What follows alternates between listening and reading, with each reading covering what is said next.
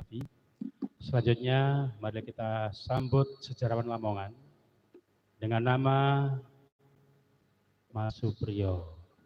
Ini anak-anakku, makalah-makalah yang saya buat untuk lomba itu terinspirasi dari karya beliau ini. Mbah-mbahane wong Lamongan itu sampai ada Pak Sarkawi itu memberikan gelar S3 karena kemampuannya. Baiklah, mari kita dengarkan dari beliau tentang Lamongan itu seperti apa. Pada Mas Supriyo, saya persilakan. Terima kasih. Assalamualaikum warahmatullahi wabarakatuh. Sebelumnya saya ucapkan sugeng rawuh. Pak Salis ini dari tadi itu serius banget untuk mencermati Bapak Wakil Bupati periode 2005 Pak. Luar biasa ini, kita ditunggui sama dedengkotnya Lamongan. Ada juga Pak Hidayat Eksan yang punya derajat. Jadi bab derajat sampean gak iso ngalahno Pak Hidayat Eksan. Itu yang punya pakemnya derajat. Ada Pak Kusno Yuli selaku Sekretaris Dinas Pendidikan.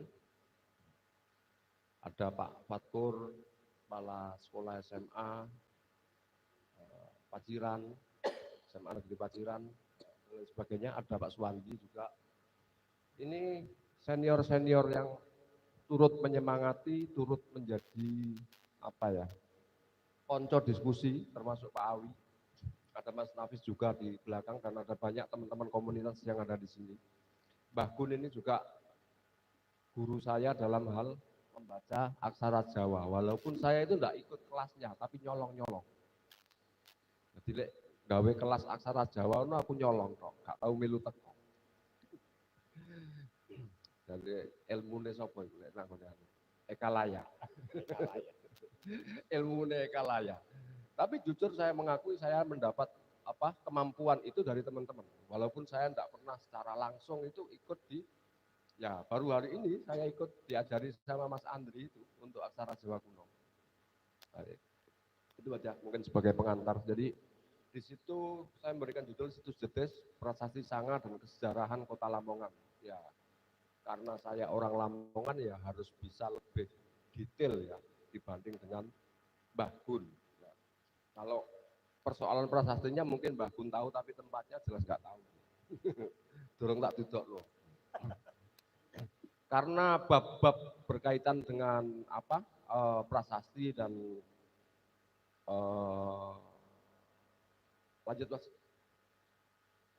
lanjut. Ya, kalau tadi susunan prasasti apa dan lain sebagainya, bentuk urutnya sudah diuraikan oleh pembicara sebelumnya. Saya ingin ngomong lokalan aja ya.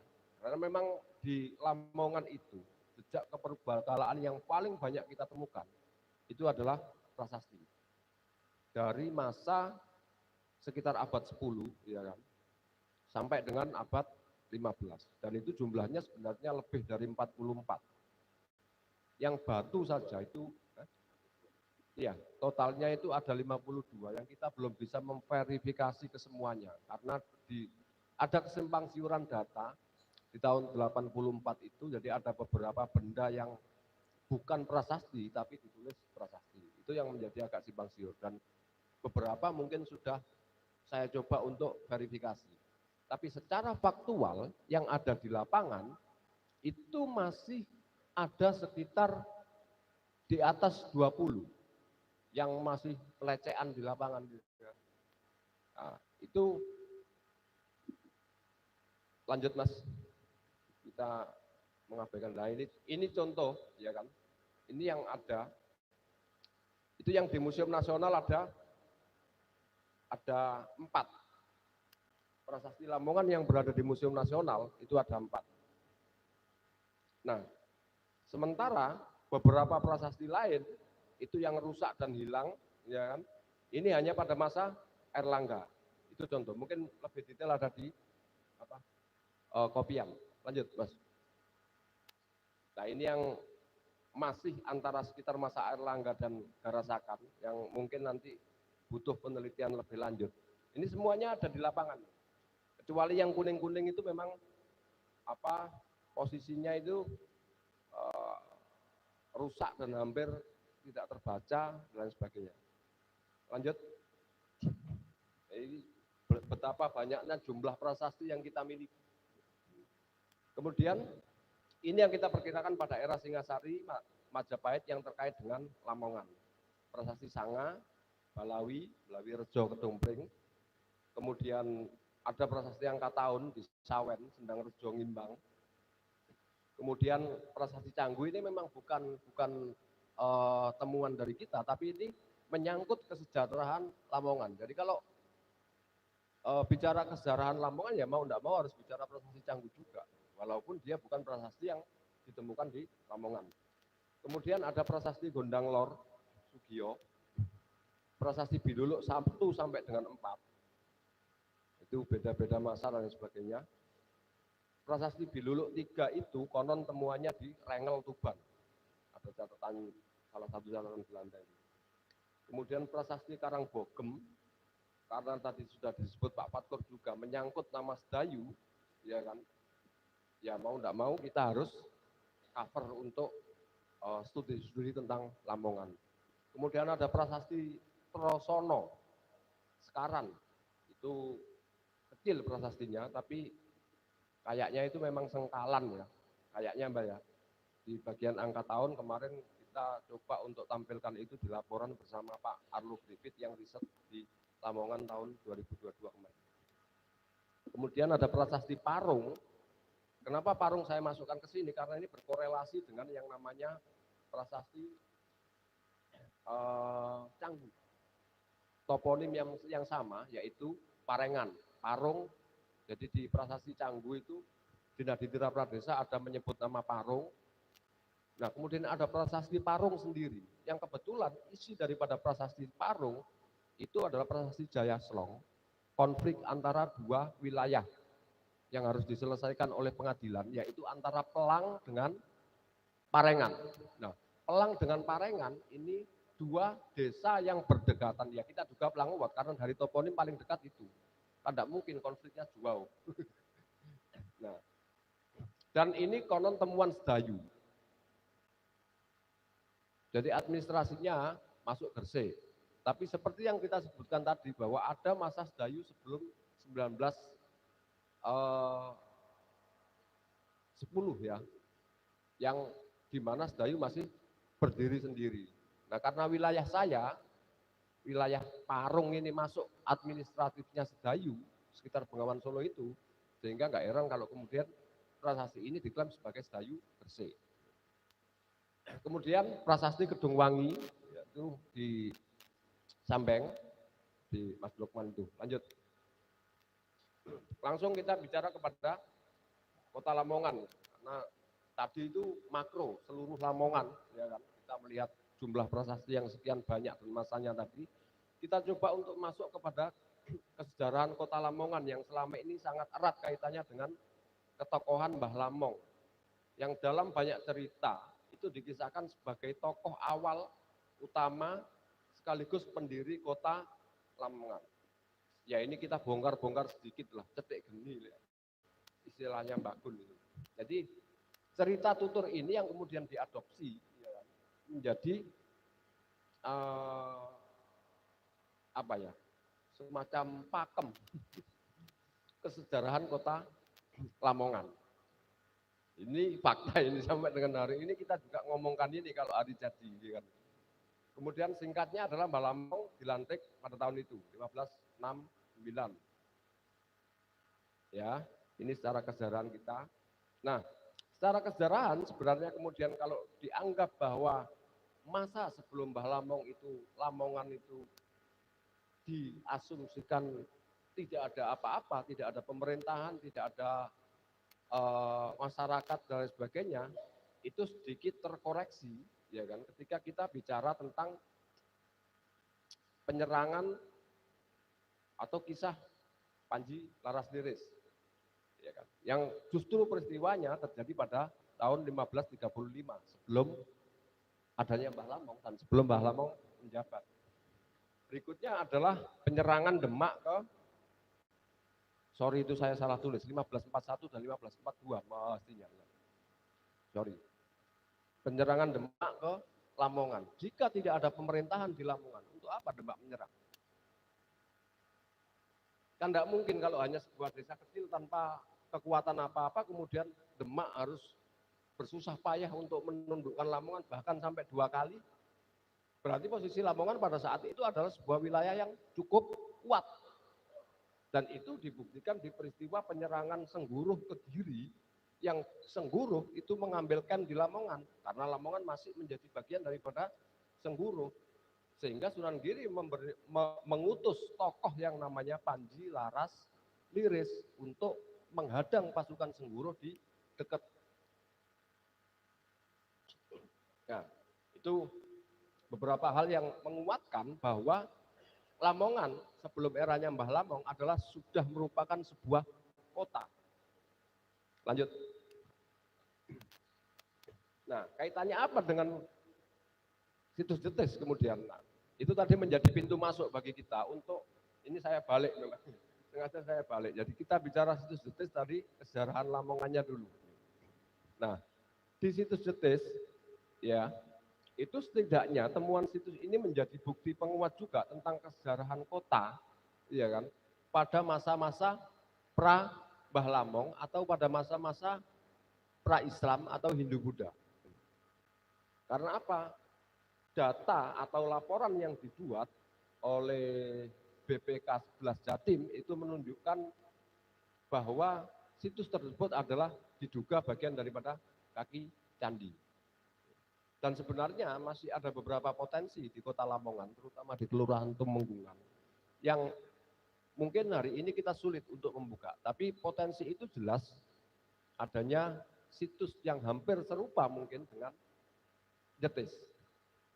Hanya saja kompleksnya sudah sangat padat dan itu tidak mungkin untuk kita penelitian secara ekskavasi.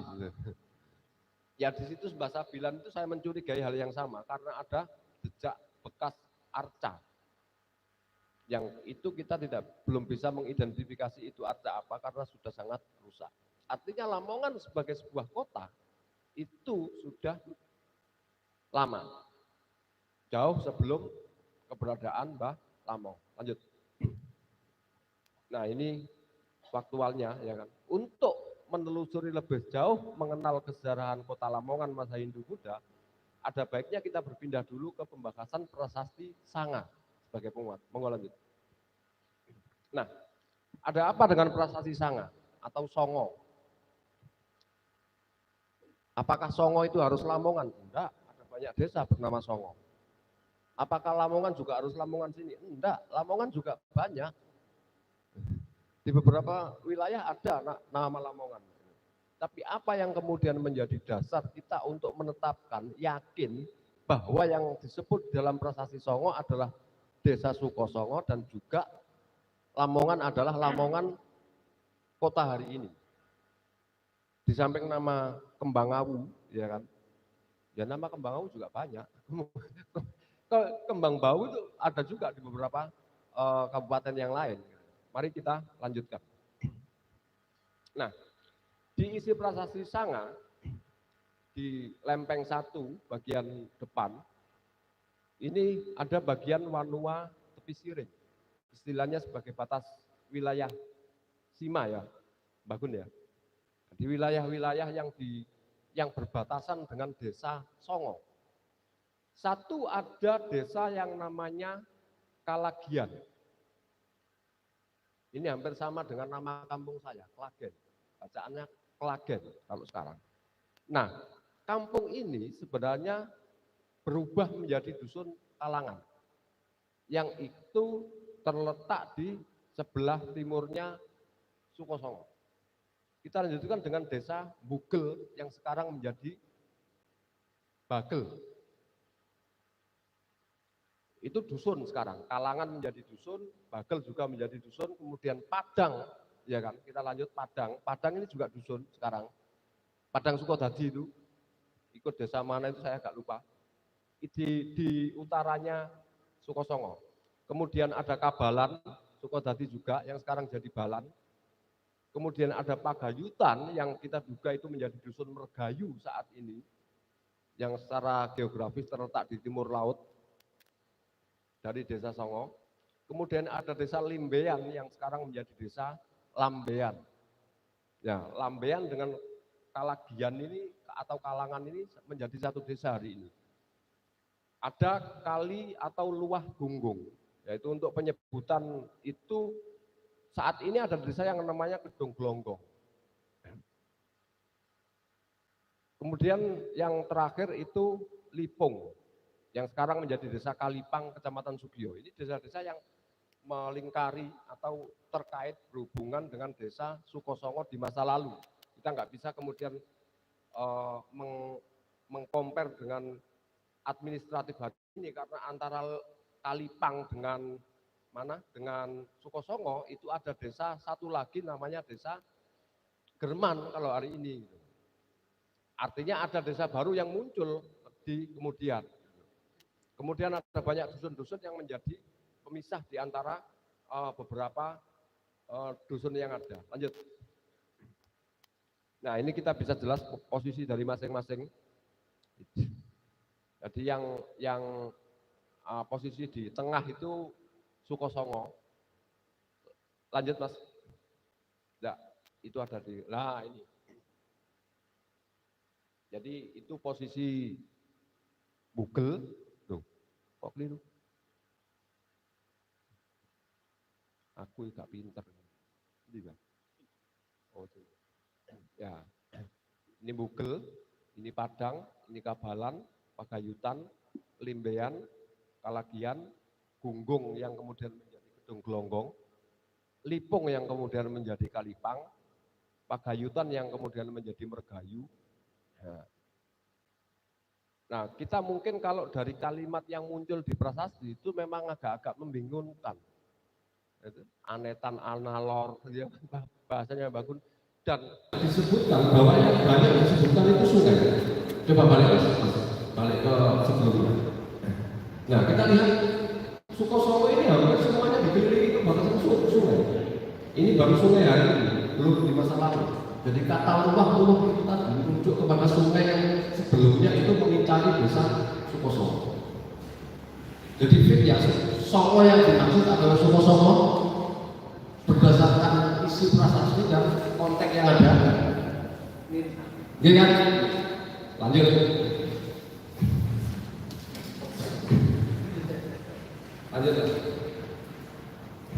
Nah, kedelapan perbatasan ini disebut mengelilingi dan mengindikasikan 8 penjuru mata air. Ini dugaan, ya, karena apa ya? Tidak semuanya itu persis sebenarnya. Tidak semuanya persis pada posisi arus mata angin. Karena sebelum kata Kalagian di awal itu, prasasti ini bagian ini hilang. Kita itu cuma ketemu 2 lempeng, ya. Di antara sekian banyak lempeng. Kita cuma dapat 2 lembar dari sekian lembar, dan itu posisinya di nomor berapa nggak tahu. Kami ketemu nggak ketemu mbak, jadi angkanya ini colok lembaran itu di lembar berapa itu nggak ketemu juga. Mungkin bagian yang menulis halamannya itu rusak, sehingga kita nggak bisa menentukan bahwa lempeng satu ini sebenarnya adalah lempeng berapa, kita nggak bisa. Ini karena kita punya 2 lempeng ya, yang awal kita anggap lempeng 1, yang berikutnya kita anggap lempeng ke-2. Tapi sebelum lempeng ke-1, ini ada kalimatnya, begitu juga sesudah lempeng ke-2. Jadi ini di tengah-tengah. Tapi memang untungnya ini di bagian apa itu? Wan-wan pisir ini batas-batas desa, dan sampai kepada pasar-pasar. Ya. Monggo itu dibaca. Lempeng selatan itu bukan pencabutan pungutan Hansa dari Dharma Rengsana yang semula diberikan kepada Tani ing Hambek. Tani itu kan musuh nama desa. Asumsi saya, asumsi dan dugaan saya itu adalah Hambek. Jadi mungkin sebelumnya Dharma Reksana itu mengacu atau membayar bahasa. Ngambek itu kan toko kampungnya itu Songo itu. Karena di situ digambarkan apa ya? Seperti Google. tombak Songo mau. warang layar. Jadi pencabutan keputusan itu seperti pencabut tombak dari warang layar. Nah, coba kemudian kita bergeser ke ngambek. Ngambek suku tadi. Ada apa di ngambek? Di ngambeknya nggak ada. Tapi sebelah desa ngambek yang namanya desa Padengan Ploso. Padengan Ploso. Bukannya itu satu garis dan di kuburan Padengan Ploso itu ada makam yang namanya makam Batarnya Sutiko. Batu batanya luar biasa banyak. Batu dan juga Maniklan. Dan ini tempat kuburan itu menjadi perbatasan antara desa Ngambek dengan desa Padengan Ploso. Dugaan saya desa ini dulu mungkin satu, karena hampir nggak punya batas desa, dua desa itu. Sekarang itu. Jadi nggak ada yang memisah apa Caranya sampean gini ya. itu yang kita lihat. Ya. Lanjut. Ya, seperti yang sudah disampaikan oleh Pak Gun bahwa prasasti saya ini tentang Desa Sima, Swatantra, Tegringgit. Kewenangan lain adalah memelihara atau memperkerjakan orang cebol, bundar, kusut, uang dan sebagainya, membangun teknologi internet. Kewenangan untuk memakai pakaian dengan motif dan pola tertentu yang biasa dipakai oleh kalangan istana, maksud saya seperti itu. Nah, ada bagian lain yaitu menyebut tentang para pejabat kerajaan atau jurusannya. Saya tidak tahu persis jurusannya ini sebenarnya apa. Apa mungkin? Ya, jadi itu jurusannya Lamongan dan jurusannya Kebangan. Yang di situ dia mendapatkan hadiah pasak-pasak seperangkat pakaian dan uang satu masa. Hadiah dalam satu masa. Nah, dua pejabat yang duduk di Lamongan dan Kembang Amun ini hari ini kita dua-duanya menjadi kota kecamatan hari ini. Kalau menurut saya ini pejabat mungkin dia secara administratif di atas pemerintahan desa pada masa itu. Karena apa? Kalau kita lihat keletakan daripada desa Sukosongo, memang dia di perbatasan antara Lamongan dengan Kembang Bau. Jadi otomatis ketika status desa Sukosongo berubah dari desa biasa menjadi desa terbuka, maka saksinya diambilkan dari mereka yang secara atau pejabat kerajaan yang secara administratif menaungi desa-desa tersebut. Jadi yang dari perwakilan Kembang Amun juga hadir, yang dari perwakilan Lamongan juga hadir. Nah, kita nggak tahu ada berapa jurusannya karena setelah ini putus. Bisa juga nanti ada jurusannya yang Ngambek yang sekarang menjadi suku tadi, ya kita nggak tahu juga karena putus. Gitu. Itu dari satu prasasti yang namanya prasasti Songo ini. Bahkan di situ disebutkan bahwa nama pejabatnya Lamongan itu adalah Kudarimo Kembang Bau, jurusannya adalah Gagak Amun Ali.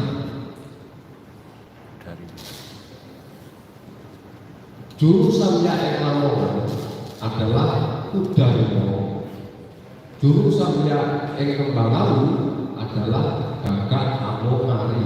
Itu sebenarnya nama pejabat. Lanjut. Ya, sama seperti yang disampaikan Mbak Gun secara umum, mungkin nanti bisa lebih jelas jika setelah pembahasan ada dibahas mengenai sebuah bangunan suci yang bernama Dharma Reksana. Ya. Nah, Dharma Reksana ini juga kita adalah di lokasi banyak temuan-temuan bokong, temuan sisa struktur yang terdapat di kuburan desa Sukosongo. Memang di prasasti ini karena tidak lengkap, kita nggak tahu bicara Dharma Reksana itu kemudian kalau memang ada yang didharmakan siapa juga belum tahu. Ini informasi yang sangat terbatas. Lanjut. Tinggal ya sudah. Apa? Tinggal. Nah, Sudah di Kota Lamongan. tadi ada nama Sri Janggala. Kalau kaitannya dengan Lamongan, memang Janggala itu populer, kuat. Karena salah satu prestasi Janggala pada era tahun Lipa atau era Erlangga itu adalah prestasi Lamongan. Yang itu kuat dugaan juga ada di zaman Oto. Berikutnya juga nama Janggala ini wilayah di Janggala ini ada dalam prestasi ulama Luro yang menyebutkan tentang wilayah-wilayah sekitar kita itu adalah masuk dari wilayah Diri, orang wilayah diperkuat lagi dengan prestasi mungkin nanti bisa dibaca Majapahit, Giri, nah zaman ini sifatnya yang jelas prestasi saya itu memperjelas kedudukan kota Lamongan di masa kerajaan yang Giri, meski tidak teroleh kesadaran yang tepat. Jadi keberadaan situs Judes dan Kota Solo ini memperkuat eksistensi kota Lamongan masa hidup Buddha dulu.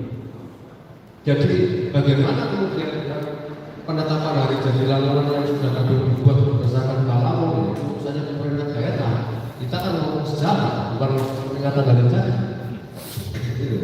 Karena peringatan sejarah itu keputusan politik Pak, putusan politik pada saat itu dan juga dituntut oleh masalah itu sehingga cerita ceritanya itu waktu terpaksakan. Kita harus memahami konteks pada masa itu. Nah, Ibrahim kan ini bukan kemudian kesejarahan Lamongan di masa sebelumnya. Nah, ini yang menjadi tugas kita untuk kemudian lebih banyak menggali potensi kesejarahan itu berdasarkan data-data pimpinan saya pikir cukup seperti itu. Terima kasih. Assalamualaikum warahmatullahi wabarakatuh.